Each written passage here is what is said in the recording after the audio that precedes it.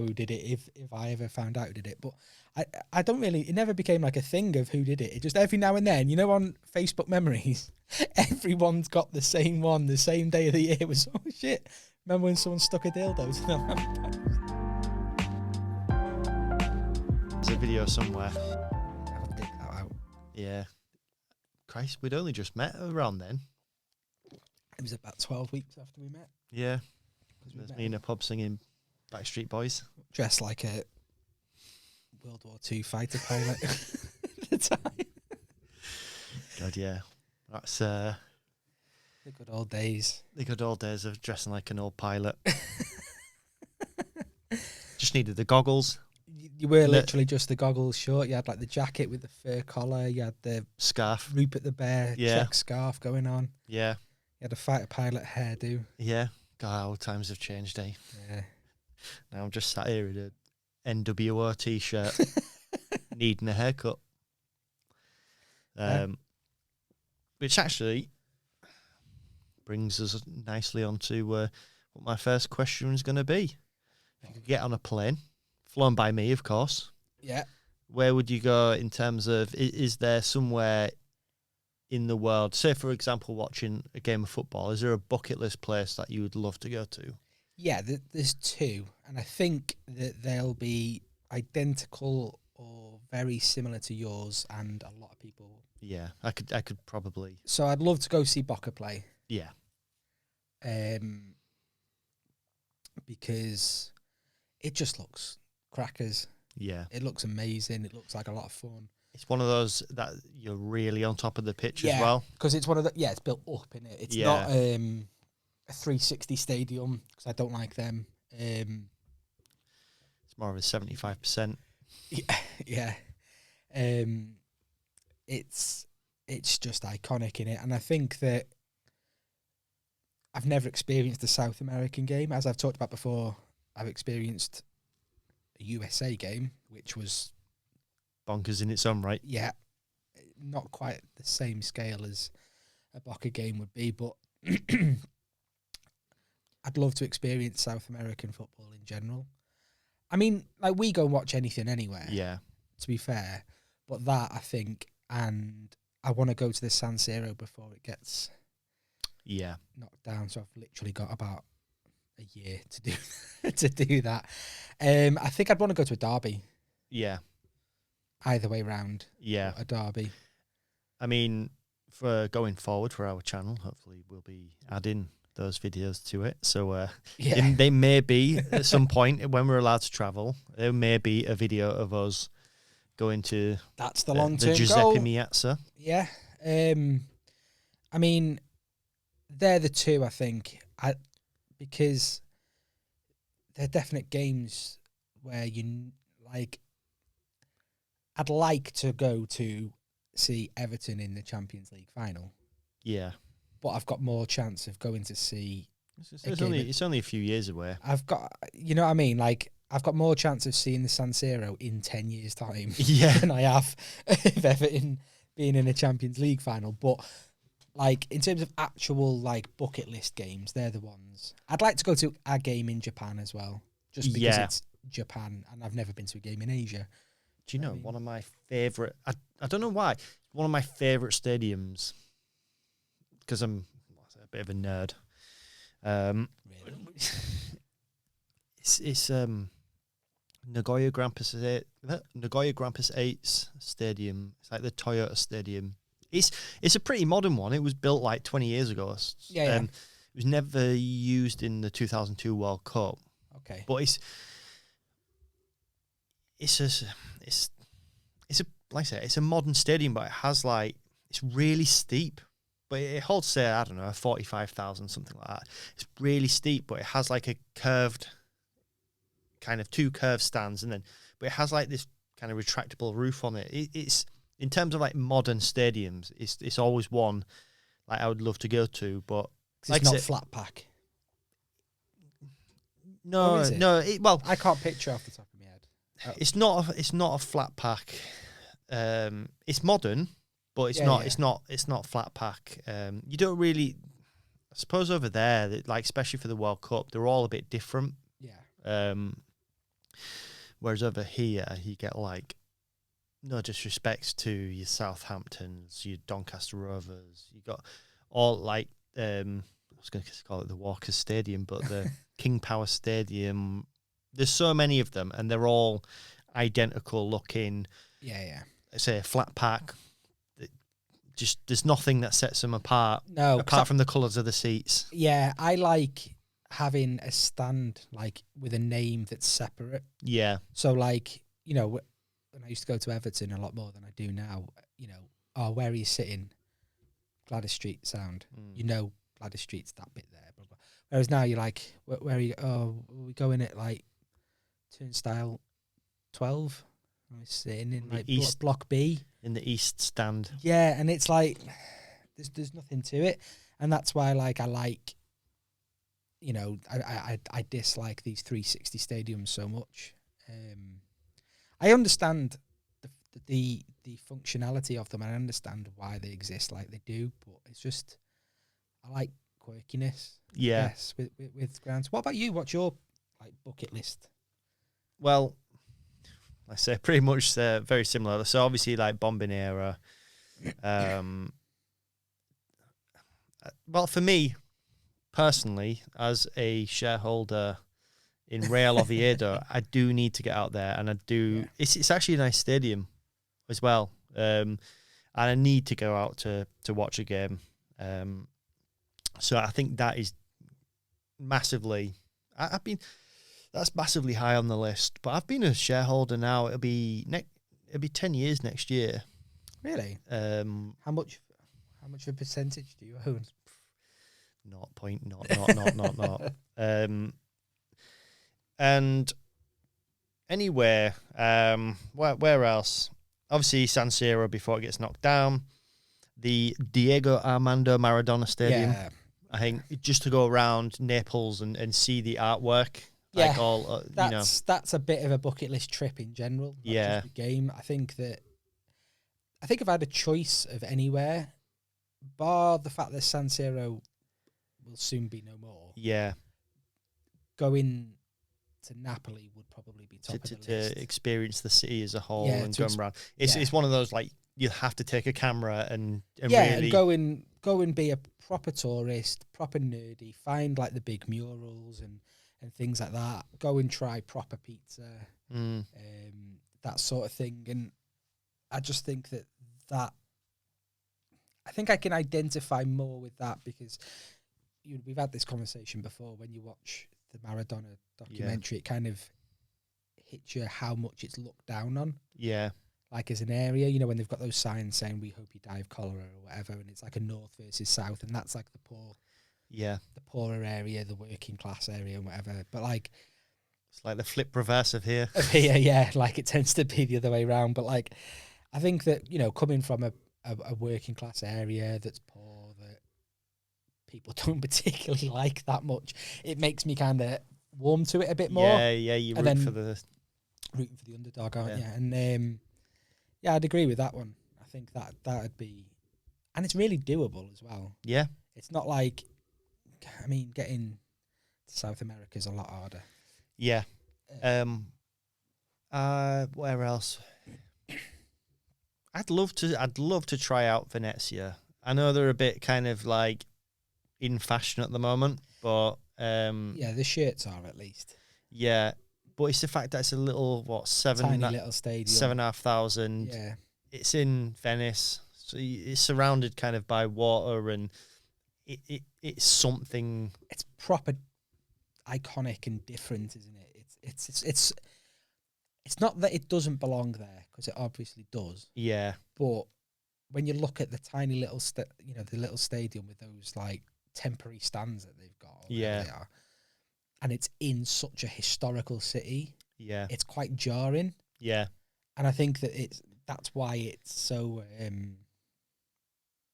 different.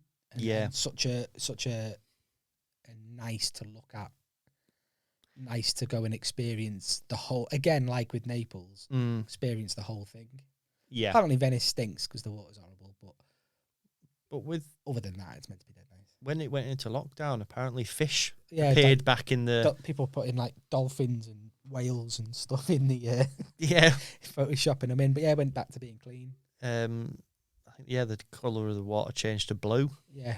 Could actually see in it. Yeah. Now that's probably all been decimated once again. Back to being poo brown. One that, I mean, it's not on the bucket list, but just kind of talking about weird stadiums and weird places is Monaco Stadium that's built on top of a car park. Yeah, yeah. Well, obviously in Monaco. It's not a great deal of room in Monaco for... No. But you know, it's about 14,000 and it's like half full. To go see Monaco and it intrigues me, but I wouldn't want to go there because it just doesn't look like it's got atmosphere. No. And obviously I won't be able to afford a hotel anyway. I think that's why it's not, because it's the working man sport, it's not really... I'll tell you where I would like to go. Marseille. Yeah. And that's probably more a bit like with Naples, like going around the city, because I mean, they are pretty passionate about their team, but that is an iconic stadium, even before they put the roof on, and it was just those like big curved stands. But that's like 60,000. But that looks like it gets an atmosphere. Because it's not so much like, say, some people like they might, and I've been to the new camp, but people might go there to go watch Messi or go watch Juve and go watch Ronaldo. And I get people want to go and see these players. But for me, going to these grounds and taking in the atmosphere, it's the fans. It's that team could be absolute dog meat on the pitch. But that's why I really enjoyed when we went in Budapest, because the fans are crackers. Yeah. And it was a mad and experience. They make the experience. Because I've never been to a game in Spain, but from what I understand, it's treated by the Spanish more so like a theatrical performance rather than a sporting performance. So it's kind of like they clap when someone does something good, obviously, but there's not really that in between, there's not that culture of I don't know if aggression isn't the word, and they are obviously very passionate, but it's more about passionate about what happens. Yeah. So in other countries, I mean in Britain certainly, England, Wales, Scotland, it does happen, but in particular in other countries where the team might not be winning, the team might not be very good, but the fans still turn up every week with fireworks and flares and tifos and all that sort of stuff, which you don't really get in Spain. No, so I went to a Bundesliga game. I went to Hertha Berlin, and when you get over in Germany and in other countries, because I was the top tier of that singing end, and they have the guy that they don't even watch the game. Facing the other way with a megaphone or whatever. Yeah, with a megaphone, there'd be a guy there with a drum.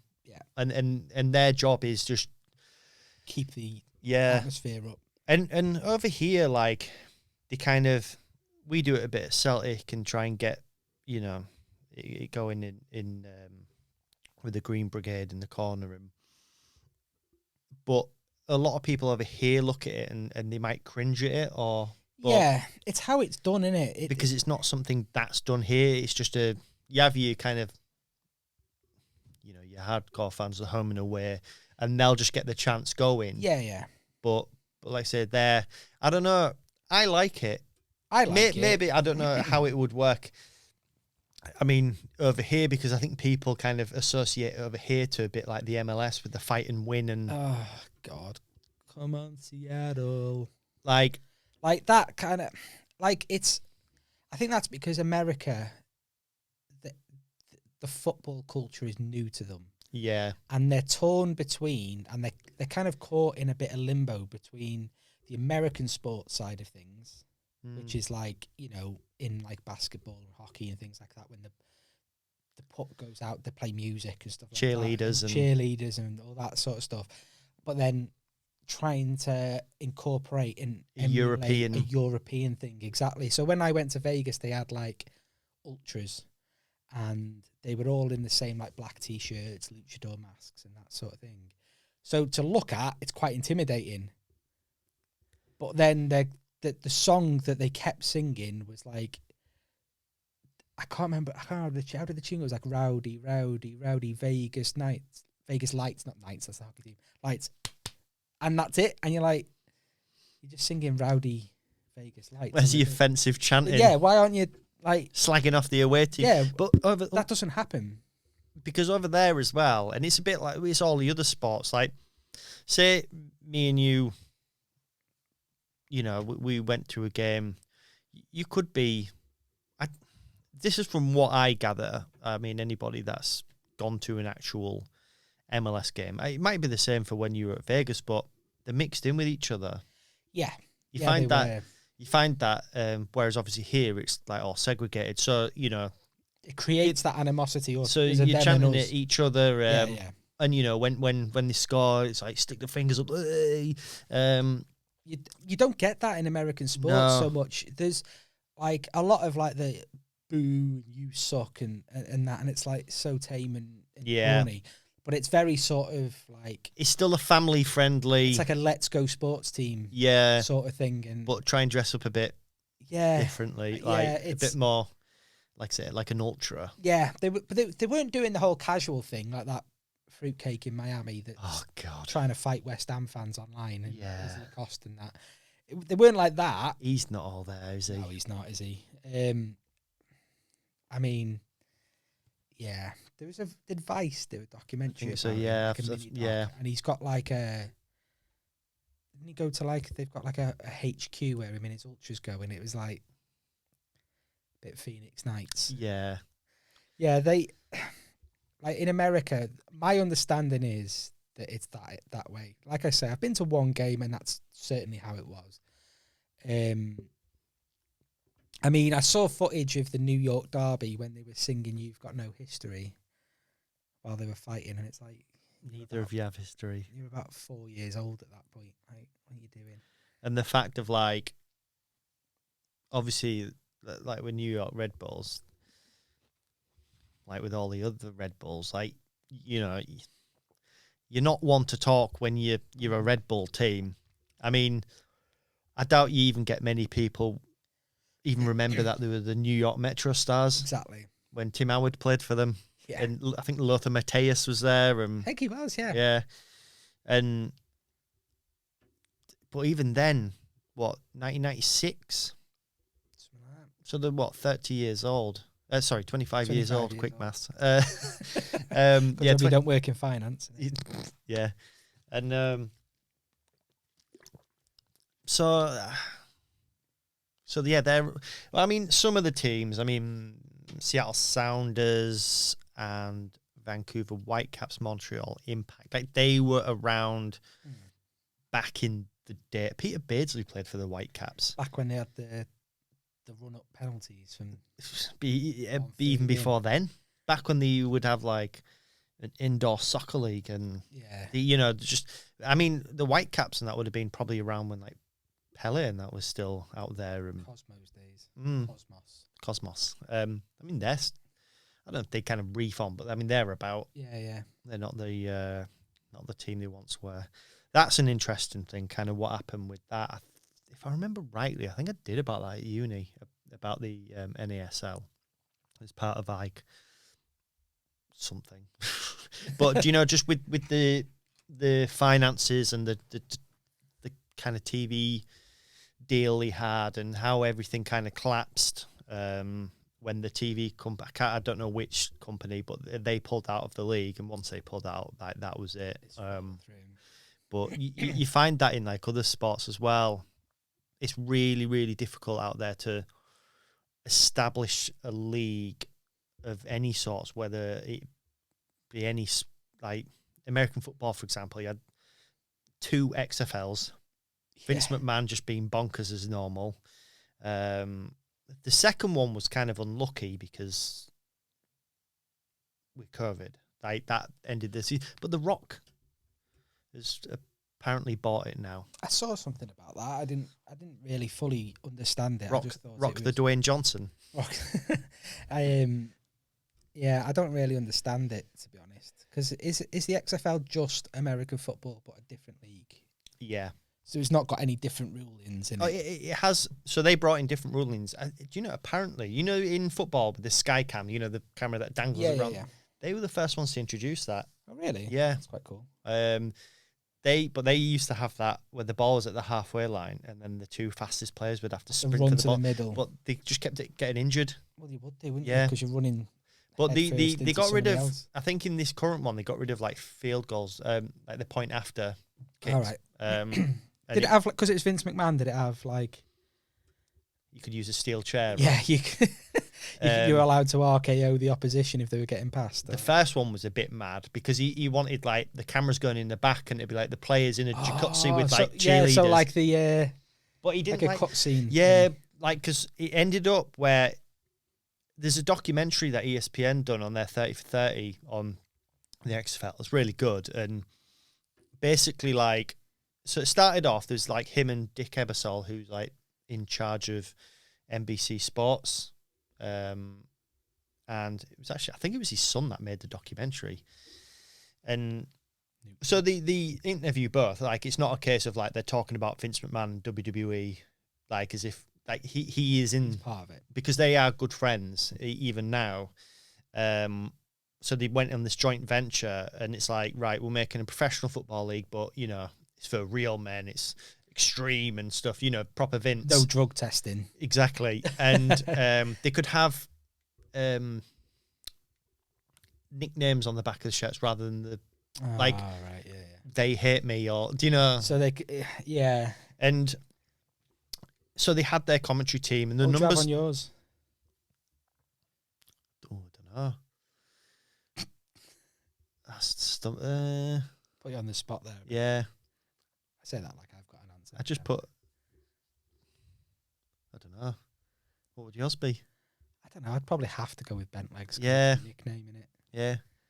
And plus Le Lobster on mine. Le Lobster. Yeah. But plus once I got nailed by a 30-stone roided freak, I'd probably have Bent Legs. Yeah, yeah, that's true. And bent neck. Yeah. And everything else.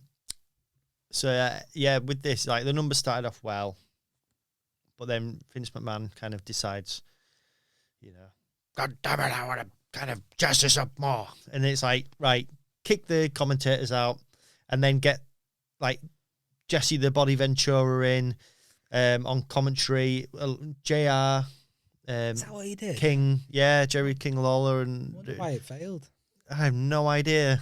It was him just going his usual mental self. Vince mode. Yeah, I'm surprised he wants some sort of incest angle in the XFL. Yeah. If you could own something, how would you do it? Like not a sport or a league, but if you like took over a team, say. I would go. Owned a club. I'd go with my hometown team. I'd go with Big Town. It's something like we've always kind of, it's one of those when you speak about, when we win the Euro Millions. When I win the Euro Millions and buy. Yeah, and it's like, for years and years and years, like even since I was a kid, like I want to buy my hometown club. It's easy for me because it won't cost that much. It's not like you're in Manchester or something. Yeah, it's like, I'm going to buy City. It's like, good luck with that. Yeah. But I would love to buy my hometown team. Like I've even sat and thought about. Who would I bring in? Yeah. Right. So first of all, the stadium. I'd want to make some stadium improvements, but would I just build a new stadium on the outskirts of town? And then I was like, right. Like I went to go watch a game the other week. And I actually went into the ground and I was actually looking at like, I could put seating down there. An architectural. Yeah. Pod. If I just get those like temporary kind of bleacher stands, that would work here. Just as a, just that behind the dugouts. Right. Yeah. That end would I be able to buy off the council? Maybe the cyanide pitch behind it. By the way, yeah, there's a cyanide pitch. It was closed off for years. We used to train on it. We used to train it, and then one day there's a fence around. It's like, oh yeah, they found cyanide. Is that the one where those big gas things? Right, yeah. And it's like apparently there's cyanide. Well, the other bit park near that gas tower that we used to train. They turned that into a skate park after we'd finished skating and BMXing, so it was too late. Brilliant. So then we had to train the other side of like the little path. And then they shut that off because, apparently there was cyanides. Oh, great, yeah. We'd just been training there, but... As kids. Yeah. It's dead land, basically. So I was like, if I could buy that behind that goal... Put the away fans there, give them all cyanide poisoning. Exactly. Good one. So you're not singing anymore. Yeah. It's like, no, they're dead. Yeah. I was like, right, I'm going to just open the bottle and close it immediately. How would I rework the badge? I would redo. I mean, what is the badge? That's all. Right, so it's 3 Bs. BBB. Yeah. What's that for? Big boy. Why is there 3 Bs in Bridlington Town? If I remember AFC. rightly, the 3, because our school badge was that with the 3 Bs. Funny enough, that was our school thing. Oh, right. School badge. Oh, yeah, school badges. The 3 Bs is like the different. I think Bridlington's been called something. It used to be called Burlington, Bridlington, something else. Bumlington. Bumlickington. Yeah. I remember at school getting told that. That is actually a lion, believe it or not. I was about to say, is that... That's like me drawing a lion. And a crown and some feathers. It's like Commodore 64 graphics lion there. I would get rid of the crown and the feathers. I don't get it. I'd maybe keep the crown, actually. I don't know what the crown's for, but I'd maybe keep the crown and then... Looks like a birthday cake more than a crown, to be honest. It does. Or a burger. Yeah. It's a cheeseburger. And then I'd have Swap the crown for a cheeseburger. And then I'd have it in a circle. I'd have the Bridlington Town nice and clean. I'd introduce a slightly jazzy kit for the away. I'd keep it just kind of pretty normal. What brand would you go with? Because this is blue sky thinking, so you can get any brand. Yeah. It's not like you have to actually work the deal. Because it's that. How do you pronounce it? It's Area. Area. Yeah. That's what they've been. It's like it's the Italian, like a jumbled up Umbro sign. Yeah. We've been them for years now. I'd want something a bit. I'd have to go Hummel, you know. Hummel are the best. Yeah, I'd have to go because I think like if you Nike or maybe Umbro. Yeah, solid. Yeah, I think in Nike or Adidas you're probably going to get like a very generic team wear template sort of thing. Yeah, but this is blue sky thinking, so you can have whatever you want. But I think you can get better from those two. I think like they are experimenting more, and I would happily Hummel, definitely. Yeah, I'd have like with Bristol City they did that kind of Danish like the Denmark 92. The stripe, but the keeper kit. Yeah. Oh yeah. I would go with something like that. Then there's like the little boxes. There's 2 boxes, but I was like, I'd deck that out. I'd do that more. Then the clubhouse is pretty new because obviously you donated one to Bellshill Athletic in Scotland. So I've mentioned this to you about going up there and visiting them as well. Yeah, it's a bit like, I don't know if we mentioned it on a previous pod about going to, so when as a kid you'd go to McCain Stadium, the Macstad, the Theatre of Chips in Scarborough, and then when that stadium closed down, that I think it was like Featherstone Rovers bought one of the stands. Yeah. So to go over and watch, I think Wakefield AFC, I think they're a pretty new club, but I think they're playing in Featherstone, and it'd be interesting to go to there, sit in the stand, and so I'd be sat in that same stand but watching 2 entirely different teams in 2 different like towns, and it'd be the same with the clubhouse. Yeah, well, I've 2 different countries, wouldn't it? Yeah, I've sat in this clubhouse, and I've won trophies, and we've celebrated in here, but it's in Scotland. It's in Scotland now. But there's also I don't know if I mentioned to you. So when one of the clubs that I played for back home, you know how you'd have your pub that you'd go to after a game. and back home it was the Crown, The Crown, yeah. Yeah, the Crown. The Crown, the every town has one. Yeah, Crown and Red Lion. Yeah, and so we used to go there and have drinks. Well, some players used to have drinks before games, but that shut down. And this happened recently. An expat who lives in Dortmund bought all of the interior and had it shipped over to Germany, and now there's an old Crown pub in Dortmund. Wow. So they're going back to the kind of the bucket list. I mean, everyone wants to go to a Dortmund game. Yeah. But say we went to a Dortmund game, I would have to go to the Crown. Yeah, and again, I've drank in there. I've won money on the Football Manager quiz machine in there. And we, in fact, one of the shirts, we should be sponsored by them as well. Do you know the bloke? Do you know who it is? No. But I was saying,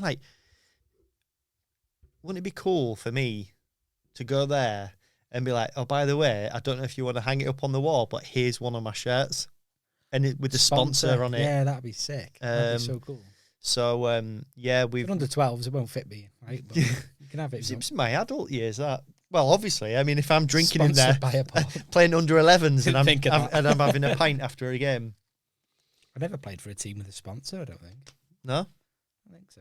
Oh, we've normally by roofing company or we were sponsored by Tesco once. How'd you manage that? I don't know. We're sponsored by a Sunbed shop. Nice. Yeah. Have I mentioned on the pod the Sunbed shop by me back home? Got done for voyeurism because he was putting cameras in the sunbeds and that. Still open somehow. Have you ever been on a sunbed? No, I've not. I wouldn't know what to do. No, I'd be that person. Do you know, just getting changed and you in the nud and the door's just open and you haven't actually gone in the main bit. Yeah, I was like, do you get changed and then go into the main bit? And it's like, I can't tell the difference, mate. I was in for 10 minutes and I'm not even burnt. It's like, yeah, that's because it's like I've not been in. It's because everyone's been looking at your ass cheeks with the door wide open. And you haven't realised. I've never done a sunbed. No. I mean, to be fair, it looked probably, with the lighting, it probably doesn't show, but I actually have more colour than normal because I decided to cycle from one end of the country to the other pretty much in 30-degree weather. Yeah, and now I'm peeling. Not the week for it, was it? No. 30 degrees. Yeah, I saw a snake on the road, a dead one. Snake on the road? Yeah. What type of snake? I'm assuming adder. I don't think there's any other, unless it's something that's escaped from someone's house. Like a boa constrictor. Or king cobra. That was just as the road was melting as well. So, yeah. But going back to owning a club, I've already kind of priced up. So I could probably buy that club. I'll go in starting bid at about 100 grand. That's not a lot. No. The ground is probably worth more than that. Purely because it's sellable to developers. Yeah. But I was like, well, what we'd do is we'd have on our YouTube channel, of course, would document. It would be documented. I'd keep the commentary team. Oh, they're brilliant. Yeah. I love that. I genuinely love those guys. Yeah, I would. And to be honest, I wouldn't be one of those owners that comes in and just be like, right, you can all do one. Yeah. You would keep the manager, you'd keep everything. Keep the tea lady. She's got to stay. Oh, 100%. I'd improve the mega store to beyond a shed. What merch do they currently have besides obviously scarves? So, scarves, hats, mugs. Shall be buying more next time I'm back. Programs, that's a classic, isn't it? Old programs from random games. Mouse mats. Do key rings, pens. Pens is a good one. Diaries, planners. They were selling off old shirts. Okay. I'm really surprised you didn't come back with them. Well, don't take card, I don't think. Cash only. Yeah, so I'm gonna have to actually draw a bit of money out next time. That's the worst, isn't it? Yeah, I did it the other week for the first time. But it was there. Like I said, it was from 20 months. It was from their kit rooms from over the years. So when classic Pro Star kits and nice. that's a staple non-league or amateur Those football. full neck to ankle. Do you know, I still look out for them. You can buy them. They're not pro style ones, but you can still buy them. And I was like, do I just buy one and go for a walk in the peaks in the middle of winter, dressed like, Maggie Simpson when she's got that star? Oh, yeah.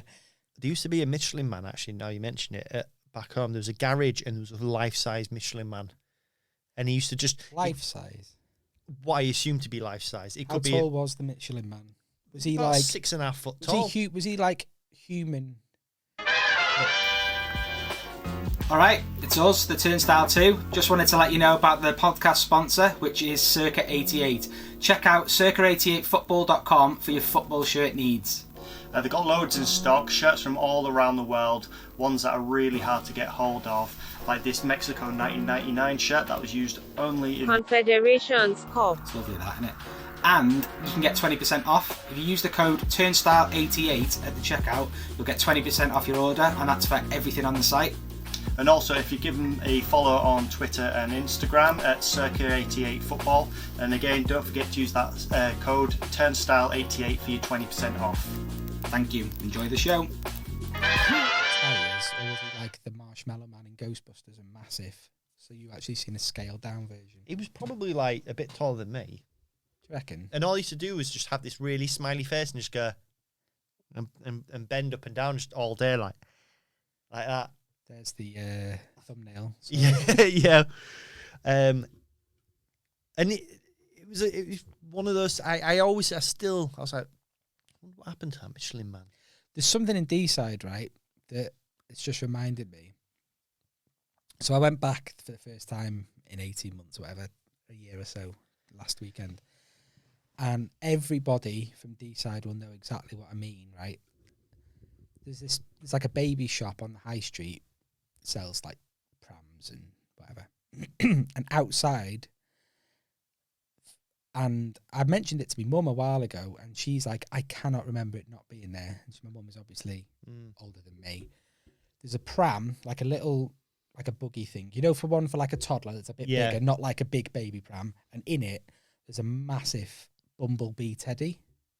Like a knitted one? No, like one you'd been at the fair. Oh, yeah. But like, couple of 2-3 foot tall thing.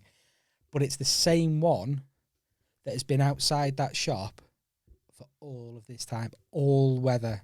It's like, it's obviously been piss wet through for however many decades, and it's like black and grim. And every now and then you'll see like a Facebook status saying like, why is that there?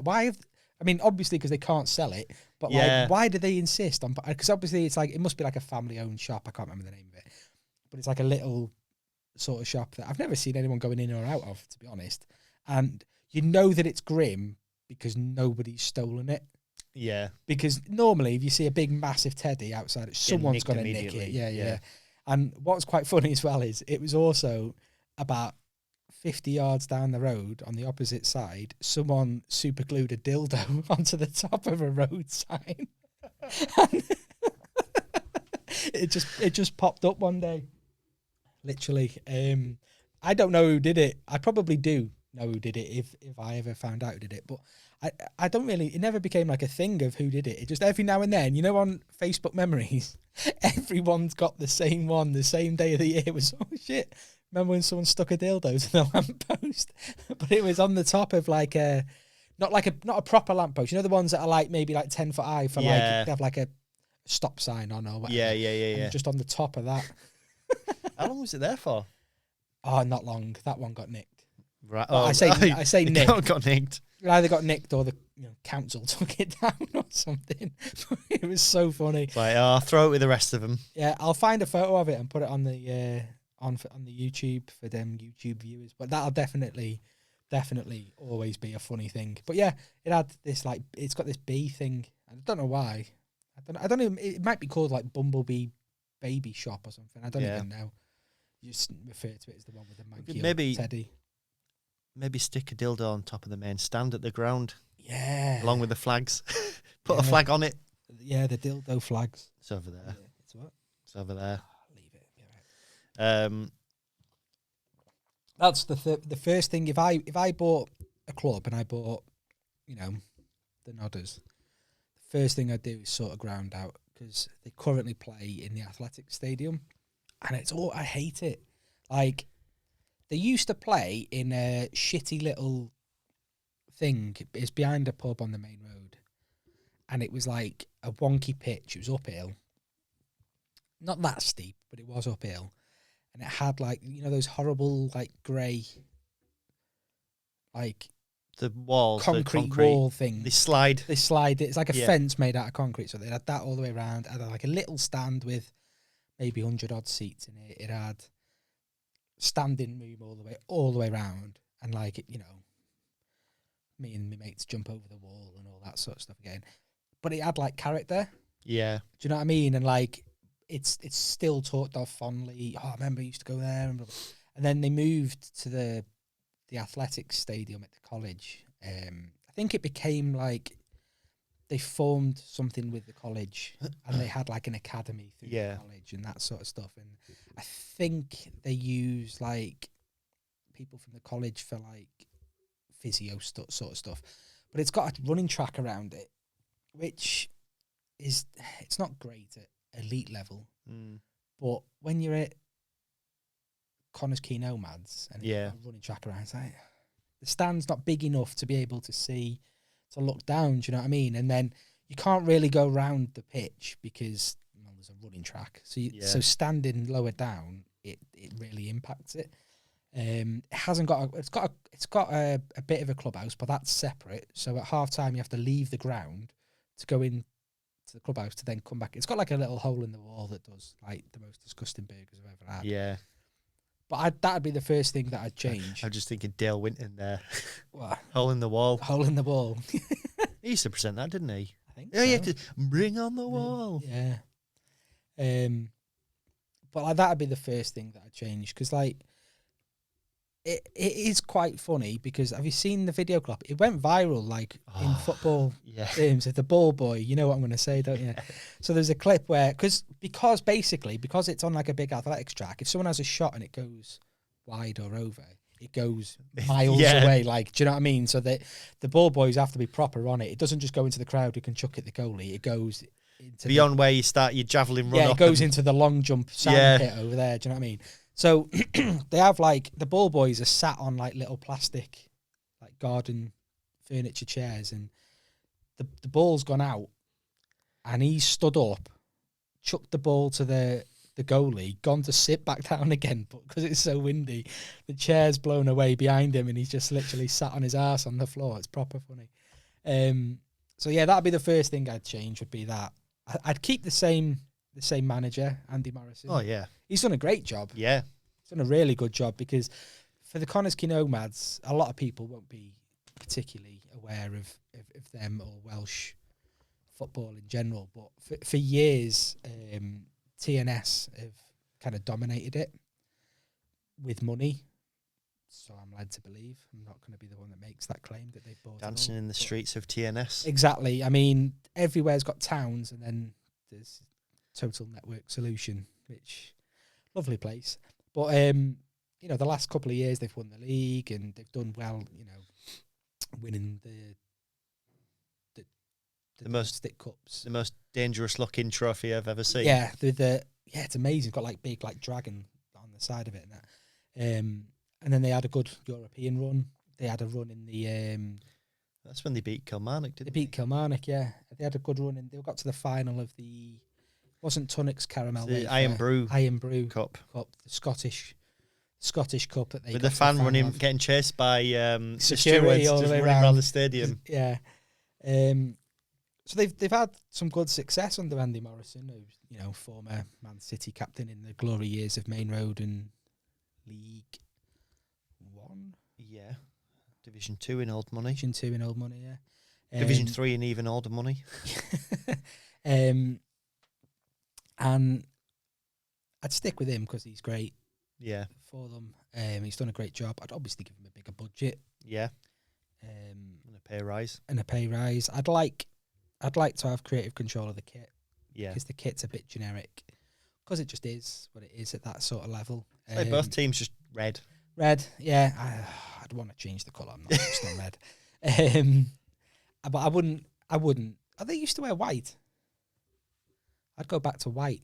Yeah. They used to wear white with black shorts. And I'd go back to that, I think. I'd go back to white. But I'd go with Hummel. Yeah. I'd have to go with Hummel.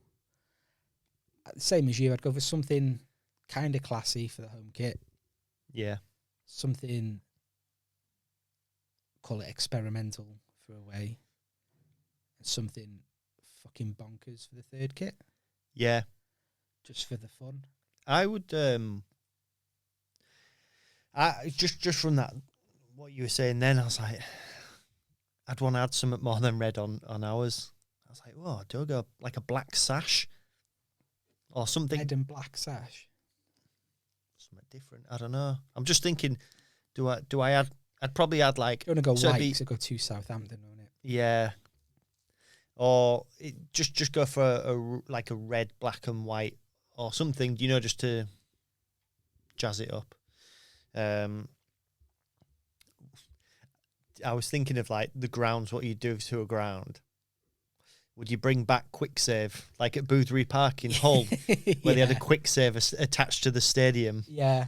Add wooden seats, get the plastic ones out, and bring back the wooden seats. Yeah, I'd definitely change the. I mean, when they played in Europe, they played in Rill. They played in Rill's ground, I think. I thought they'd have played in Wrexham. What's that noise then? They didn't play in Wrexham. They played in Rill and they played in Cardiff. Did they play in Cardiff? They did. They played a game in Cardiff rather than Wrexham. It was something to do with it had to have X amount of seats in, even though nobody could go to the game. Yeah, because it was during lockdown. Yeah. What do you think of the Wrexham situation? Love it. It's brilliant. I love isn't it. It's so good. I think that it's always gonna catch hate. Yeah. Because it will, and it's catching hate from people who would love it if they bought their club. Yeah. Because, I mean, some people don't know who Rob McElhenney is. Yeah. If they've never watched Always Sunny, then fair enough. They should. Yeah. But I think that, like, because they've bought it with the intention of pursuing success. Yeah. But they've not bought a team in the pyramid. In the football league, sorry. They from what I read and what I heard Rob saying in an interview was they wanted a team with a big history. Yeah. Working class roots, a good fan base, and to basically have it as a long-term project, and they're filming the whole thing. Yeah. I might have mentioned this to you before. A lad I know that I used to play with, he's like head of the youth. Yeah. There, and I've not spoken to him since it's happened. But a good mate of mine said, literally the day it was announced, the cameras were there from day one. Right. So the announcement was like the Ivor Williams advert, wasn't it? Which was cool, and I think that to announce that you're buying a club in that way is proper funny, and I'd love. I think they've kept them. Obviously, they now sponsored by TikTok, but I think they kept them sponsor the shorts or the sleeve or something. They've kept them on board. I mean, they've got TikTok in as a sponsor. They've got Expedia, yeah, and obviously Ryan Reynolds Aviation Gin, yeah, which is. Understandably, that's what they're going to do. But I love the nod on the away shirt. Yeah. Because it's Always Sunny on the back. Yeah. And it's the shirt like the Philly Flyers. Philadelphia Eagles colours, like that green, but it's like a bit of a... Bottle green. Yeah, like a teal-y green. My street, that. It's sold out straight away, that one. Yeah, they've got the... it's like a... lace, but like it's a V, not... but it's not... Yeah, so it's like a lace thing, but it's not functional, if that makes sense. Yeah. It's just like black crosses to look like an old school shirt. Yeah. And they seem to, they're embracing it properly. They're embracing it fully. I find it funny that, like, can you imagine Ryan Reynolds at Wrexham? Yeah, meeting bootlegger. Imagine. Or like some of the frontliners. Yeah. The nutters and that. But I love it because I think that I think it'll be a great TV show. Yeah. Because it's... Do you see the trailer for the TV show? Yeah. With the woman speaking in Welsh? So good. So good. But I think because like you've got your all or nothings and they're like generally speaking successful clubs. Yeah. Bar Spurs. But so you've got that. So you've got that Premier League sort of experience thing going on. You've got the Sunderland one, which is not Premier League. It's tragic. It's a tough watch, to be honest. Like, I'm not a Sunderland fan by any means, but I used to go watch them a lot as a kid. You were, yeah. And it was like, oh, God, I'm just glad that's not us. Do you know what I mean? But, like, on YouTube, I know it's very popular to have non-league and Sunday league teams in, like, the... It's hard. I mean, like, there's a channel which, shout out, bunch of amateurs. I think it's brilliant what they do, because they do one with Dorking, I think it is, right? Yeah, and then they've got one with a team called Charwood, who are essentially like county level, I think. Yeah, and Dorking, I believe, are pyramid. Can't tell you. Dorking Wanderers, isn't it? I think. Yeah, they're in the Isthmian. How do you pronounce something that like that? And the Isthmian North or whatever it is. I'm gonna because they've got a giant cockerel. I don't know if like. At the roundabout, it's a giant cock. No, well, I've got water in my mouth. Come on. Yeah. Just imagine that. It's like, oh yeah, they've got a giant cock in the roundabout. Like cockerel. No, there's a massive like dildo. Just a big modelled on the. Like, you know when people go to Amsterdam and they go to a sex museum and they always have that picture next to the. That's what they should put giant in D-side. New roundabout with a massive dildo in the middle. That bumblebee. But because you've got things like, I mean, Smith started it with his Palmer's FC Sunday League football channel. Yeah. He kind of did it first. And then you've got... failed. Failure. They've got like SE Dons. They're huge. You've got... you've got others now popping up, and it seems to be like the done thing. But bunch of amateurs, the Charwood one in particular, because they've kind of risen through the leagues a bit and they've kind of won the league 3 years in a row and gone up. But it shows you their struggle of like, they have to have. So once they went up, like the first season they were in whatever league, then they won and got promoted. In the league they went up to, they have to have dugouts. Yeah. But the ground doesn't have dugouts. Yeah. And so they have to buy like the ones on wheels and stuff like that. They have a certain amount of time to get it in place. Like club I played for, like back home, in the Humber Premier, once you play, or I think for that you apply for entry, and that was a case of like you had to have, you had to have dugouts, you had to have like all these different things. They were always getting roped off. Yeah, a certain way from the pitch. Yeah, all the way round. Yeah, obviously you get your. It's not just like a bloke with a flag. Yeah, they have the proper refs and linesmen, liners. They have assistant referee. Sorry, now. Yeah, they have to have a certain amount of match balls that meet the league's criteria. I think the league give them 5 or whatever. We had a program and everything. I think they do. They started doing programs, but that's obviously a team going from like county level. All right. Into bottom of the pyramid. Yeah. Whereas I think because Wrexham kind of hits that middle ground of trying to go from pyramid to football league. Yeah, I mean, because they're an established club, they're a very, very historical club. They've been around for. And if you look at forever in that division at the moment, so they're one of the biggest clubs along with Notts County. Yeah. I'm just trying to think of other. I mean, they're probably off the top of my head, probably your 2 biggest. I would say so. I should know more in that. Dagenham, Redbridge. Yeah, and Chesterfield and Grimsby gone down there, but you'd still class those as bigger teams. Yeah, I mean, yeah. Especially now with what is that noise? I don't know. Is it a door? Anyway. Yeah. So I think you could take over either of those. You could take over either of those clubs and You've got yourself a good ground. Hitting the ground running. You've got a decent fan base for that level. It's a good project to get involved with and go up because, I mean, they got Phil Parkinson in as manager, whose last job, I think, was when he got fired by Sunderland. Yep. So he had the expectations to get into the Championship, but he's gone down there.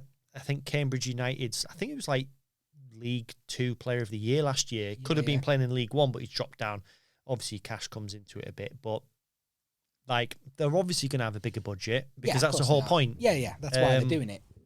So I think they're going to go in as favourites for this season, or if you're watching this in a year's time, well, Wrexham are in League. What a year. Yeah, they're in League 1 now. What a job. And so, yeah, it is really exciting. And I think for that level, I mean, some people might complain and say, like, well, they're just buying the way out of the league. It's like, but there's attention on that league. Yes. There's going to be cameras at every game. Yes. There's going to be a greater media attention to it. Yeah. It's a bit like how Rangers, when they went bust and they reformed, people get angry because they say, no, we did, you know, but they were in the bottom division. Yeah. So they made their way up. The fact that they were down there, you'd have the TV cameras that would come along. You'd have more fans going to the game. Not only because you got the big away fans going, but you've also people playing Rangers. We'll go along. We'll go for that one. Yeah. So the attendances for all of those smaller teams grew. Yeah. So they were making more money, as you know, you would hope so anyway. If they were losing money on that, then that'd be bad. But like, it brought great attention. Now we just know with Scottish football, it's the greatest league setup ever. The funniest. Off the pitch, it's the best league in the world. 100%. On it's not the best. Well, unless it's something funny. Which every week there probably is. Yeah. But yeah, I would like to see more of that, as long as it's sustainable. You know, they don't leave them in the shit. Yeah, which I don't think they will. I don't think they would do. I don't think that they would do that on camera. No. Do you know what I mean? Like, they're choosing to buy a club. Yeah. They're choosing to make a documentary for it. Yeah. You wouldn't choose to just go, nah, this is shit, we're off. Yeah. Do you know what I mean? I think it's a great project. I love it. I'm fully on board because I like both of those guys. Yeah. And I'll be watching that. Yeah, 100%. I like Wrexham. It's a close team to me back home. I've been and watched them plenty of times. I've been to Wembley with them. Chose the wrong game because they won the FA Vars, and then 2 weeks later they lost to Newport in the playoffs. Right. I've got loads of mates who. Bet that would have been quite a good game. Two Welsh teams. Yeah, two Welsh teams in the playoff. North and South. Exactly. Yeah, there was no animosity or trouble really because it's a massive stadium that they didn't fill because the tickets were ridiculously priced. I think the tickets were like 55 quid or something, whereas for the FA Vars, I think they were like 15 or 20, and they like Wrexham talk about 8,000 fans because you can at that price. Yeah. When you're paying 55 quid for... They probably thought we can cash in here. Yeah. For that reason. Course. Two Welsh teams, yeah. North South divide, going at it, you know, for a spot in League 2. It was a fun experience. It was different because not that I don't care, because I do care, but you know when it's not your team? Yeah. I was kind of going as a neutral. I wanted Wrexham to win, but they didn't. And my mates were like heartbroken in the car on the way. I'm cracking jokes and messing about in the car. My mates were like, no, not now, mate. Like, shut up. Which is exactly what I'd have been like. Yeah. Do you know what I mean? I get it. And but it's a team I like, you know. I don't have because obviously where I'm from, you've got Wrexham one way, Chester the other, and there's a lot of animosity there. They can't stand each other. They were in the same league for a while, and it comes and goes. And that's a really, really sort of heated one. But I've never really cared because I'm just like, well, it's interesting to watch from afar. You know, as a yeah. It's fun to observe because I know lads who go to both, go home and away with both, and whatever, and you know they have a good time and whatever. But it's like one of those where like you're neutral, but you still want them to win. Do you know what I mean? But if they don't, it's like, oh, that's a shame. But I'm not good. But like I think that you're gonna start getting a lot of like bandwagon Wrexham fans. Oh, I've always been a Wrexham fan. It's like us. Like yeah. when we started going like away games. Yeah. But like in our green Wrexham shirts. Our green Wrexham shirts with always sunny. McLenny on the back. Yeah.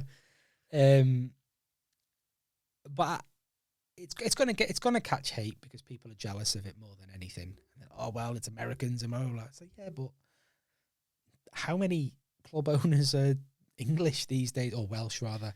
Do you know what I mean? Like, there's so many foreign investors, and I do think that because they're so high profile, they have to do it right. It's not shady. You look at, in that division at Notts County, and you look at the owners they've had. Exactly. Like that one that brought in Sven-Göran Eriksson, and they got Kasper Schmeichel in net to drop down from Man City. Yeah. From the Premier League to go to Notts County, because I think he went to Leeds from there.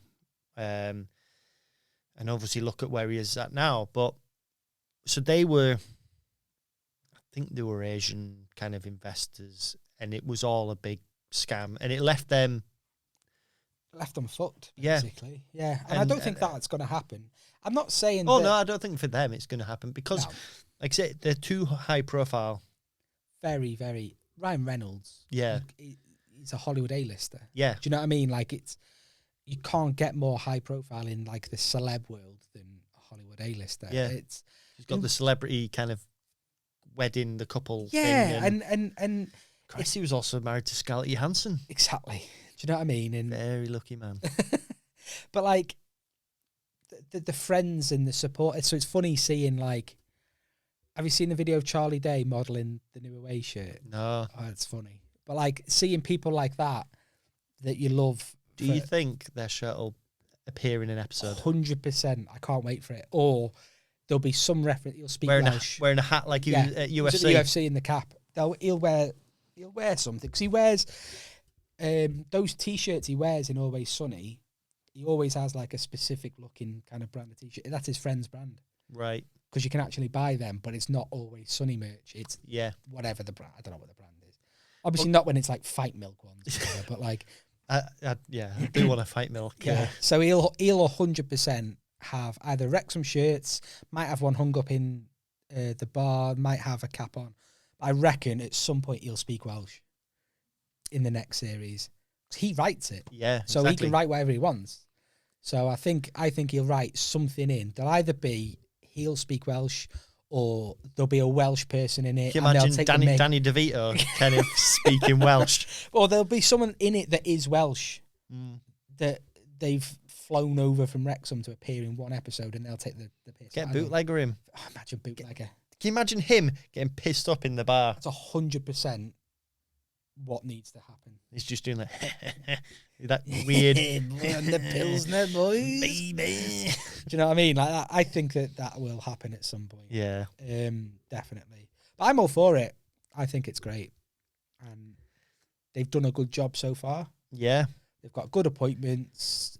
They're everything they're doing media wise is right. Yeah. It's perfect. It's brilliant. And like you say, it's attracted so much attention. Mm. Do you know what I mean? Like if they'd have, because they were fan owned. Yeah.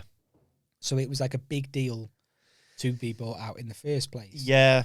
But I think it was like 96% majority or something. Yeah. Something, it was really high. Like I say, they're embracing it all. They're embracing the culture of it. They're utilising social media really well, which, I mean, they're sponsored by TikTok, so at the moment, probably the hottest social media platform. I'm assuming they'll be all their kind of official bits and bobs, so will be on there. I'm looking forward to seeing. I'm intrigued. I think the next few years, I think, like you say, I think they're favourites this year. They've always been there or thereabouts and never quite managed to get over the line. I think, I don't think it's an outlandish prediction to say I think they'll go up this year. Yeah. hope that they do. But I think the next few years, I think it's going to be really interesting to see it from a behind the scenes perspective, trying to go up the ladder. It's like with Sunderland, they're trying not to go down the ladder. Yeah. Do you get what I mean? So their documentary was them in decline. Yeah. Rather than... It starts off just after being relegated from the Premier League, isn't it? Yeah, so. And then they went straight down again. So I think for Wrexham, I think theirs is hopefully the beginning of the ascension through the leagues. And I think it'll be interesting as well, because I think that I don't know what they know about football or whether how it comes across to Americans, because hopefully they don't just treat everything as like business decision. Do you get what I mean? Like, I hope they kind of go, well, it's what the fans want, so this is what we'll do. It's affordable or it's not, but whatever. They kind of go with it more from or less from a business only perspective, basically. Yeah. That's what I mean. Yeah. I think the same there. I did have a point, but it's completely gone out of my head now. Because I was too concerned about is that state? Do you know I had this fear that it didn't say the Turnstile Podcast? I have no idea. I just distracted myself. For anybody that's listening and not watching, we've got a TV with like the logo on in the background. Yeah. And you just had a brain fart thinking, what did you think it said? I don't know, like Turnstile Football or like the wrong did thing. I put the wrong thing on? You spelled it wrong or something. What, over an hour into a podcast and you're like, oh, did I do that? Yeah. It's a bit late now if I had got it wrong. But yeah, Wrexham. Wrexham lager, feed me till I want no more. Well, shall we end it on that note? I think so. On Wrexham. Also, as well, we'll be looking. That's what I was going to say. We'll be looking to maybe be Glory supporters, and hopefully for the channel, if we can get to a game. We're near Chesterfield, so if we turn up Chesterfield at the back of Tesco where they play, so weird, isn't it? Yeah, but we'll get along to that. Grimsby or any other local-ish. Then we'll have a look, won't we? Yeah, there'll be something. Notts County. Yeah, that could be good. Right. Anyway, till next time. Sayonara. Bye bye.